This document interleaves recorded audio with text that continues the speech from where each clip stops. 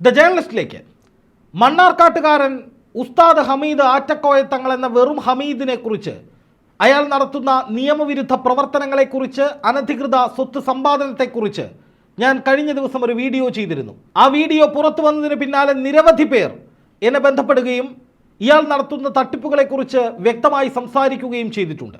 എന്നു മാത്രമല്ല, കടുത്ത നിയമ നടപടികളുമായി ഇയാൾക്കെതിരെ മുന്നോട്ട് പോകാൻ നിരവധി നിയമവിദഗ്ധരും സജ്ജമായി കഴിഞ്ഞിട്ടുണ്ട്.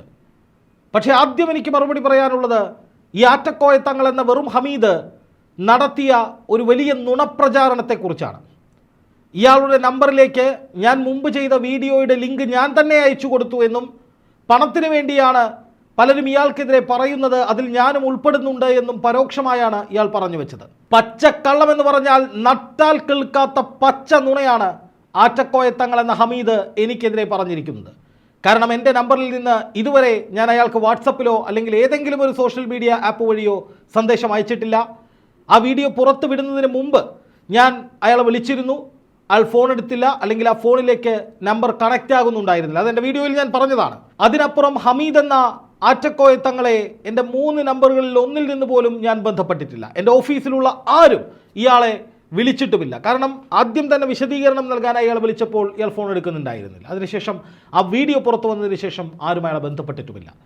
ഇപ്പോൾ ഇയാൾ നടത്തിയിരിക്കുന്ന ഗുരുതരമായ നിയമലംഘനങ്ങൾ ഒന്നൊന്നായി ഞങ്ങൾ പുറത്തു കൊണ്ടുവരാൻ പോവുകയാണ്. അതിൽ ആദ്യത്തേത് കുട്ടികളെ വെച്ചുള്ള പണപ്പിരിവാണ്. പ്രായപൂർത്തിയാകാത്ത കുട്ടികളെ പ്രദർശന വസ്തുക്കളാക്കിക്കൊണ്ട് ആറ്റക്കോയ തങ്ങൾ പണപ്പിരിവ് നടത്തിയതുമായി ബന്ധപ്പെട്ട് പാലക്കാട് ചൈൽഡ് വെൽഫെയർ കമ്മിറ്റി അന്വേഷണം നടത്തിയതാണ്.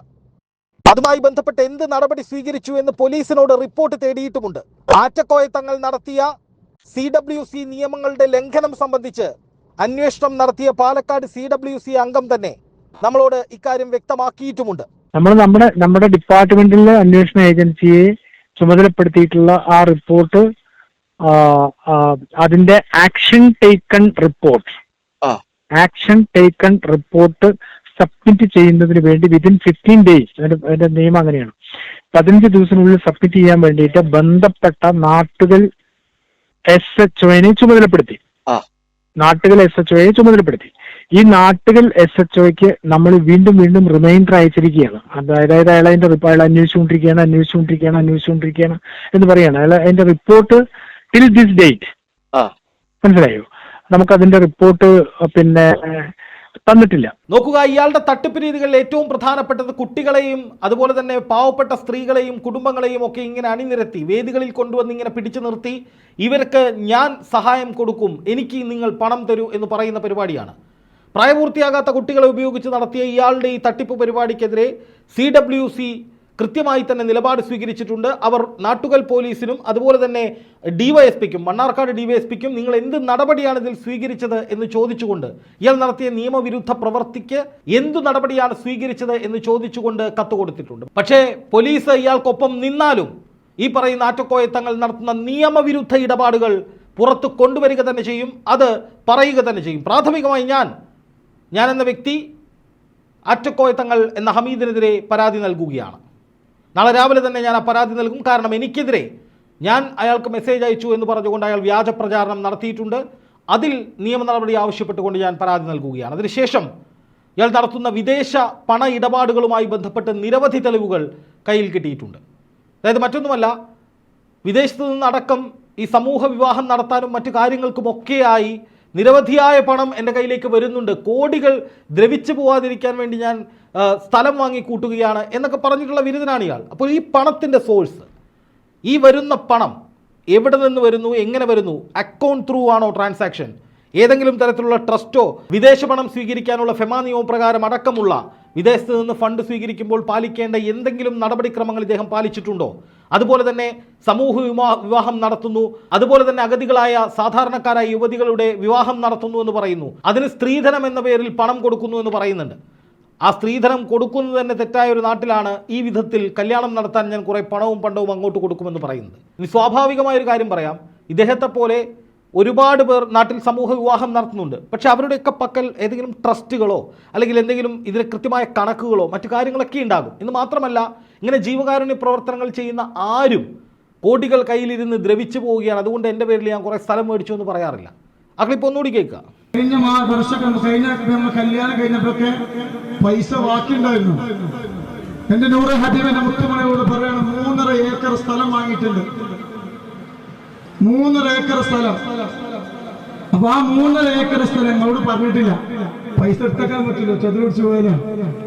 അങ്ങനെ 3.5 ഏക്കർ സ്ഥലം നൂറെ ഹബീബിന്റെ മുത്തുമണിക്ക് ഏകദേശം 2 കോടി റുപ്യ വരും.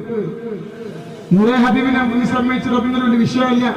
നോക്കുക, ജീവകാരുണ്യ പ്രവർത്തനമാണ് ലക്ഷ്യമെങ്കിൽ, സമൂഹ സേവനമാണ് ലക്ഷ്യമെങ്കിൽ ഒരാളും താൻ ഉണ്ടാക്കിയ ആസ്തികളെക്കുറിച്ച് ഇങ്ങനെ കൊട്ടിഘോഷിച്ച് നടക്കാറില്ല. എന്ന് മാത്രമല്ല, ആരും അങ്ങനെ വലിയ തോതിൽ ജീവകാരുണ്യ പ്രവർത്തനങ്ങൾ നടത്തി കോടികളുടെ ആസ്തി ഉണ്ടാക്കിയിട്ടുമില്ല. അങ്ങനെ ഉണ്ടാക്കിയിട്ടുള്ളവരൊക്കെ തട്ടിപ്പുകാരാണ്.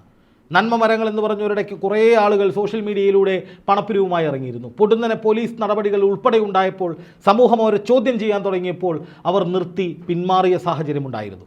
പലർക്കെതിരെയും ഇപ്പോഴും അന്വേഷണങ്ങൾ നടക്കുന്നുണ്ട്. പക്ഷേ അതിനൊക്കെ മേലെയാണ് ഈ ആറ്റക്കോയ തങ്ങൾ എന്ന് പറയുന്ന ഹമീദ് എന്ന് പറയേണ്ടി വരും. അതിനുള്ള തെളിവുകൾ ഓരോ ദിവസങ്ങളായി ഞങ്ങൾ പുറത്ത് വിട്ടുകൊണ്ടേയിരിക്കും. ഞാൻ കഴിഞ്ഞ കുറച്ച് ദിവസങ്ങളായി എൻ്റെ ഏറ്റവും അടുത്ത പ്രിയപ്പെട്ട ഒരു സുഹൃത്ത് മരിച്ചതുമായി ബന്ധപ്പെട്ട മനോവേദനയിലായതുകൊണ്ടാണ് വീഡിയോകളുടെ എണ്ണം കുറയുന്നതും അല്ലെങ്കിൽ കൃത്യമായ വീഡിയോകൾ അപ്ലോഡ് ചെയ്യാൻ സാധിക്കാത്തതും. മറ്റൊന്നുമല്ല, ആറ്റക്കോയ തങ്ങൾ പറയുന്നത് പോലെ അയാൾ പച്ച നുണയാണ് പറഞ്ഞത്. ഞാൻ അയാൾക്ക് മെസ്സേജ് അയച്ചു പോലും. അതിൻ്റെ തെളിവ് പുറത്തുവിടാൻ പ്രാഥമികമായി ഞാൻ ആറ്റക്കോയ തങ്ങളെ വെല്ലുവിളിക്കുകയാണ്. പൊതുസമൂഹത്തിന് മുന്നിൽ ഞാനെന്തോ അയാളുടെ പൈസ കണ്ട് കണ്ണു മഞ്ഞളിച്ചത് ചോദിച്ചുകൊണ്ടിരിക്കുകയാണെന്ന മട്ടിൽ പരോക്ഷമായി ഇയാളൊരു വീഡിയോ ഇറക്കിയിട്ടുണ്ട്. ആ വീഡിയോ ഉൾപ്പെടെ ആറ്റക്കോയ താങ്കളെ തിരിഞ്ഞുകൊത്തും. കാരണം താങ്കൾ ചെയ്യുന്ന നന്മയുള്ള പ്രവർത്തനങ്ങളെയല്ല ഞാൻ പറയുന്നത്. താങ്കൾ നന്മയുള്ള പ്രവർത്തനങ്ങൾ ചെയ്യുന്നുണ്ടാകാം, താങ്കൾക്ക് അത്ഭുത സിദ്ധികൾ ഉണ്ടാകാം, അതിൽ വിശ്വസിക്കുന്ന ആളുകളുണ്ടാകാം, താങ്കൾ ചെയ്യുന്ന പല വൈദ്യവും ഫലിക്കുന്നുണ്ടാകാം, പല കുടുംബങ്ങൾക്കും താങ്കൾ ആശ്വാസമായിട്ടുണ്ടാകാം. അതൊക്കെ ശരിയാണ്. പക്ഷേ ഇത് ഇന്ത്യയാണ്. ഈ രാജ്യത്തിൻ്റെതായ നിയമങ്ങളുണ്ട്. വിദേശ പണമടക്കം സ്വീകരിക്കുമ്പോൾ അതിന് പാലിക്കേണ്ട നിയമങ്ങളുണ്ട്, മര്യാദയുണ്ട്. എന്ന് മാത്രമല്ല, പാവപ്പെട്ട കുട്ടികളെ സ്റ്റേജിൽ വിളിച്ചു വരുത്തി അവരുടെ പേരിൽ പണം പിരിച്ച് പണം പിരിച്ചതിന് ശേഷം പണം ഇങ്ങനെ അട്ടിയായി കുന്നുകൂടുകയാണ്, അതുകൊണ്ട് ഞാൻ എൻ്റെ പേരിൽ സ്ഥലം മേടിച്ചുകൊണ്ടിരിക്കുകയാണെന്ന് പറയുന്നതിലും വലിയ തോതിൽ കുഴപ്പങ്ങളുണ്ട് ആറ്റക്കോയ തങ്ങൾ. അതുകൊണ്ട് വ്യക്തിപരമായി താങ്കളെ ടാർഗറ്റ് ചെയ്യുകയില്ല. പക്ഷേ താങ്കൾ ചെയ്യുന്ന കാര്യങ്ങളിൽ ഒരുപാട് നിയമവിരുദ്ധ പ്രവർത്തനങ്ങളുണ്ട്. അത് മനസ്സിലായില്ലെങ്കിൽ, അത് അറിയാൻ പാടില്ലെങ്കിൽ അത് അറിയിച്ചു തരാം. വെല്ലുവിളിയല്ല. ഇന്ത്യയിൽ ജീവിക്കുന്ന ഏതൊരു സാധാരണക്കാരനായ മനുഷ്യനും കഴിയുന്ന കാര്യങ്ങളേ ഉള്ളൂ. നിയമവിരുദ്ധമായ ഇന്ത്യൻ നിയമവ്യവസ്ഥയ്ക്കെതിരെ ആര് പ്രവർത്തിച്ചാലും അത് പുറത്തു കൊണ്ടുവരിക, അല്ലെങ്കിൽ ജനങ്ങളെ അറിയിക്കുക എന്നത് എല്ലാവർക്കും അത് സാധിക്കും. ആ പണിയിലേക്കാണ് ഞങ്ങൾ കടക്കുന്നത്. എന്തായാലും നാളെ നടക്കാൻ പോകുന്ന ഒരു സമൂഹ വിവാഹമുണ്ട് മണ്ണാർക്കാട്. നിർധനരായ സ്ത്രീകൾക്ക് പണവും സാമ്പത്തിക സഹായവും ഒക്കെ ചെയ്ത് അവരെ വിവാഹം കഴിപ്പിച്ചു വിടുക എന്നത് സതുദ്ദേശപരമായി ചെയ്യുന്ന ഒരുപാട് പേരുണ്ട്. പക്ഷേ ഈ സമൂഹ വിവാഹത്തിന് പിന്നിൽ എന്തൊക്കെയാണ് നടക്കുന്നത്? അത് ആറ്റക്കോയ തങ്ങൾ എന്ന ഹമീദ്, താങ്കൾ ഉസ്താദ് ഹമീദ് ആറ്റക്കോയ തങ്ങൾ എന്ന് പറയുന്ന താങ്കൾ അത് പുറത്തു വിടുക. അതിൻ്റെ എത്ര ചെലവ് വന്നു, എത്ര രൂപ നിങ്ങൾക്ക് കിട്ടി, എവിടെ നിന്നൊക്കെ കിട്ടി, അത് നിങ്ങൾ കൃത്യമായി ഏതെങ്കിലും ഇത്തരം പരിപാടികളിലൂടെ പുറത്തു വിട്ടിട്ടുണ്ടോ? താങ്കൾ എപ്പോഴും പറയുന്നത് താങ്കൾക്ക് ആളുകൾ പണം നൽകാൻ മത്സരിക്കുകയാണ്. ഈ പണം ഏത് ബാങ്കിലാണ് നിക്ഷേപിച്ചിരിക്കുന്നത്? ഈ പണത്തിൻ്റെ ടാക്സ് അടയ്ക്കുന്നുണ്ടോ? ഇതിന് രേഖകളുണ്ടോ? ഏത് സ്ഥാപനത്തിൻ്റെ പേരിലാണ്, ഏത് ട്രസ്റ്റിൻ്റെ പേരിലാണ് നിങ്ങൾ ഈ പണം വാങ്ങുന്നത്? അങ്ങനെ ഒരുപാട് ചോദ്യങ്ങളുണ്ട്. ഇതിനൊക്കെ ആറ്റക്കോയ തങ്ങൾ ഉത്തരം പറഞ്ഞിട്ട് നമുക്ക് സംസാരിക്കാം. എന്തായാലും ഞങ്ങളുടെ അന്വേഷണ വിഭാഗം താങ്കൾക്കെതിരെയുള്ള തെളിവുകൾ കൃത്യമായി ശേഖരിച്ചുകൊണ്ടിരിക്കുകയാണ്. ഓരോ ദിവസവും എന്ന രീതിയിൽ തന്നെ തെളിവുകൾ നമ്മൾ പുറത്തുവിടുകയും ചെയ്യും. നാളെ നടക്കുന്ന സമൂഹ വിവാഹത്തിനെതിരെ അടക്കം നിരവധി പരാതികൾ കേന്ദ്ര ഏജൻസികൾക്കടക്കം നൽകപ്പെട്ടിട്ടുണ്ട് എന്നാണ് എന്നെ സമീപിച്ച പരാതിക്കാർ, അത് 1-2 പേരൊന്നുമല്ല, ഒരുപാട് പേർ പറഞ്ഞിട്ടുള്ളത്. അതുകൊണ്ട് തന്നെ ഇതിന്മേൽ കൃത്യമായ അന്വേഷണം അധികം വൈകാതെ തന്നെ ഉണ്ടാകും. എന്തായാലും ചാരിറ്റി നടത്തുന്നത് തെറ്റാണെന്ന് ഞാൻ പറയില്ല. ചികിത്സയും വൈദ്യവും മറ്റുള്ളവരെ സഹായിക്കലോ അല്ലെങ്കിൽ അവർക്ക് ഏതെങ്കിലും തരത്തിലുള്ള പരിഹാരക്രിയകൾ നടത്തുന്നതോ, ഏതെങ്കിലും ഒരു മനുഷ്യനൊരു വിഷമം വന്ന ആശ്രയത്തിന് ഒരാളെ കണ്ടാൽ സമാധാനം കിട്ടുമെന്ന് പറഞ്ഞ് അയാളുടെ അടുത്ത് പോകുന്നതൊന്നും തെറ്റല്ല. പക്ഷേ പണം വ്യാപകമായി പിരിച്ച് അത് സ്വന്തം കാര്യത്തിൽ ഉപയോഗിച്ച് മറ്റുള്ളവരുടെ പേര് പറഞ്ഞ് പിരിച്ച് അത് ടാക്സ് അടയ്ക്കേണ്ടിടത്ത് അടയ്ക്കാതെ അല്ലെങ്കിൽ ഇന്ത്യയുടെ നിയമങ്ങൾ ലംഘിച്ചുകൊണ്ട് പല വിധത്തിലുള്ള ഇടപാടുകൾ നടത്തുന്നത് ചോദ്യം ചെയ്യപ്പെടുക തന്നെ ചെയ്യും. അങ്ങനെ ചോദ്യം ചെയ്യപ്പെടുന്ന അല്ലെങ്കിൽ അങ്ങനെ ചോദ്യം ചെയ്യാൻ ഇറങ്ങിത്തിരിക്കുന്നവരെ മുഴുവൻ കള്ളന്മാരെന്നും പണം ചോദിച്ചു വന്നവരെന്നും ഒക്കെ മുദ്രകുത്തി ഞാൻ താങ്കൾക്ക് മെസ്സേജ് അയച്ചു എന്ന മട്ടിലൊക്കെ പച്ച നുണ കള്ളം പറയുന്ന പരിപാടി ശ്രീ ആറ്റക്കോയ തങ്ങൾ അവസാനിപ്പിക്കുന്നതായിരിക്കും നല്ലത് എന്ന് മാത്രമേ പറയാനുള്ളൂ. അങ്ങയുമായി യാതൊരു വ്യക്തിവിരോധവുമില്ല. വ്യക്തിപരമായി താങ്കളെ ഒരു തരത്തിലും നമ്മൾ ബുദ്ധിമുട്ടിക്കുന്നുമില്ല. പക്ഷേ നിയമവിരുദ്ധ പ്രവർത്തനങ്ങൾ ഒന്നൊന്നായി ഈ ലോകത്തെ അറിയിക്കുക തന്നെ ചെയ്യും. ഒരു സംശയവും വേണ്ട. നാളെ നടക്കുന്ന സമൂഹ വിവാഹത്തിൻ്റെ അടക്കം കണക്കുകൾ പ്രസിദ്ധീകരിക്കാൻ താങ്കൾക്ക് ചങ്കുറപ്പുണ്ടോ എന്ന ചോദ്യം മാത്രമാണ് എനിക്ക് ചോദിക്കാനുള്ളത്.